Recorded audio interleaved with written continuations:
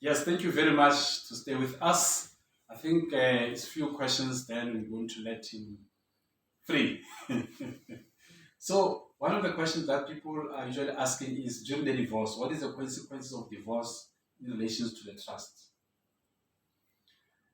Um, so what a lot of people do that causes problems, they think they want to get divorced, they don't want to share with the other spouse, and then they register a trust and very fast they transfer the assets. They don't want the other spouse to share into a trust, and they think they can get away with this.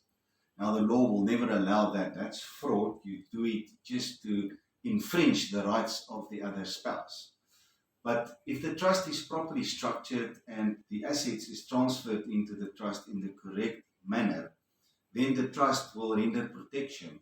The assets in the trust will not form part of the divorce. If it is incorrectly done and the trust is not properly treated as trust, meaning that you don't have the correct trustees there, it's not properly registered, you haven't opened a bank account, there's no trustees meetings that are held from time to time, and there's no financial statements for the trust. All of that is indication that you're just using this trust as a smoke screen.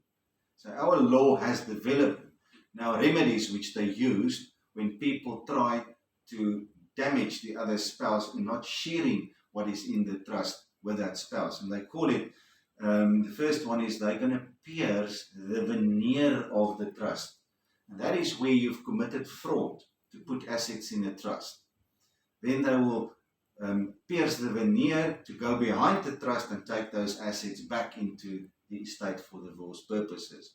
The other one is they look at how did you treat the assets in the trust. You should treat it according to the rules of the trust, but some people treat it as if it is their own. They disregard the rules and they just make the rules. And our law says this trust is just an extension of yourself. They call it the trust is your alter ego.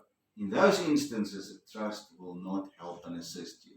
But if it's properly drafted, you will have zero problems with regards to a divorce. Wow, wow, this is very, very informative indeed.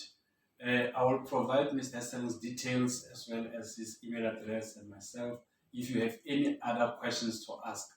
Mr. Esseling, thank you so much. What else do you want to say about trust in general? Why must or why should I register the trust?